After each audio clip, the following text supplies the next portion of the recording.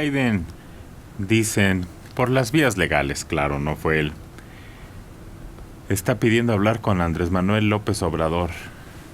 Pero el gobierno le dijo, Nina, todavía no, hasta que se concreten las elecciones.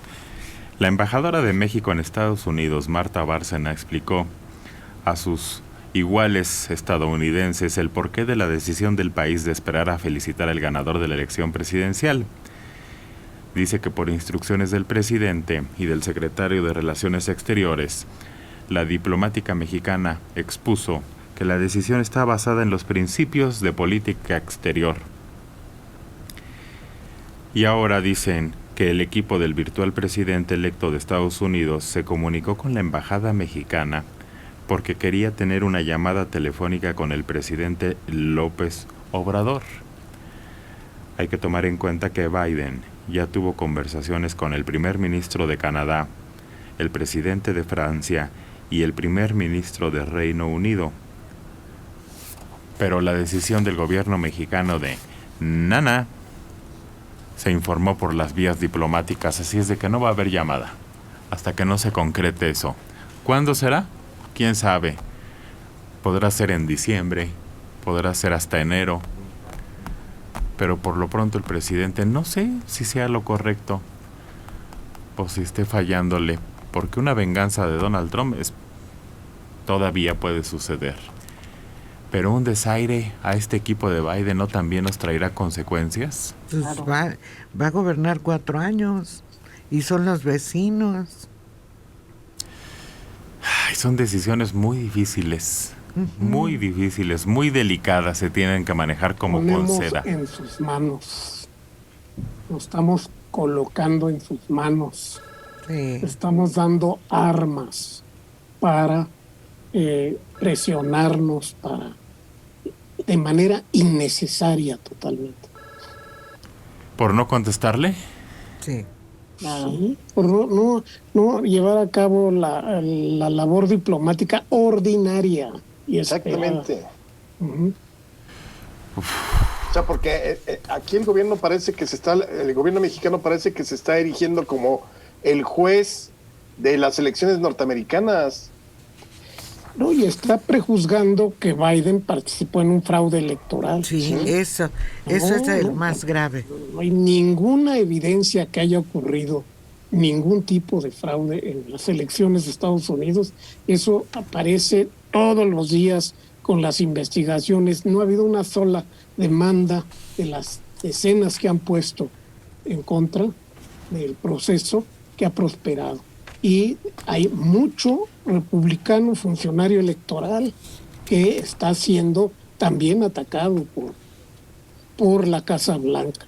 Entonces nos estamos tomando partido en una lucha que no nos corresponde. Estamos inmiscuyendo a México en un asunto interno muy grave de Estados Unidos que implica un intento de violar la ley en Estados Unidos. Entonces, estamos violando nuestra propia política exterior. Dora. Uno de los puntos que más me interesa a Biden y que creo que era el principal objetivo del equipo en cuanto a comunicarse con el señor presidente López Obrador era el bloqueo que existe en las vías del tren, en donde toda esa mercancía que viene de Estados Unidos y que ha afectado terriblemente por la pérdida diaria que tienen en miles de dólares, se despejara lo antes posible. No hablamos de un día ni de dos, ni de una sola ruta. Hablamos de muchas rutas que han sido bloqueadas y era uno de los puntos urgentes que querían destrabar a la brevedad para que esta pérdida no fuera en aumento. En ningún momento era la intención de pedirle al señor presidente de México que felicitara al presidente electo de los Estados Unidos. Era ir adelantando ciertos puntos que están ahorita en stand-by, que están en espera de una resolución y que desde luego afecta mucho los intereses de los Estados Unidos. Creo que la forma en que ha respondido el gobierno mexicano no es más que la proyección de una filosofía en donde él se proyecta en la idea del fraude electoral. y en la medida de querer ser congruente con eso que él vivió, entre comillas, está respaldando esta no validación del nuevo presidente o del presidente electo. Como error diplomático ha sido comentado ampliamente en diferentes partes del mundo, pero desde el momento en que el primer ministro de Canadá felicita a Biden y que tienen intereses junto con México de tipo comercial, creo que lo mínimo que pudo haber hecho es un comunicado oficial. Nada más, no le tomes la llamada como lo hizo el presidente de Canadá, el primer ministro, lo que sea, no lo hagas así, no le llames por teléfono, pero da un comunicado oficial en donde se vea la congruencia, simple y sencillamente por el tratado comercial que tenemos. Ya todo, que si las vías, que si la exportación, los impuestos, todo lo que ellos quieran manejar puede ser secundario, pero el tratado que involucra a 3 países, los más poderosos de América, creo que por figura diplomática y política y económica tenía que haberlo hecho.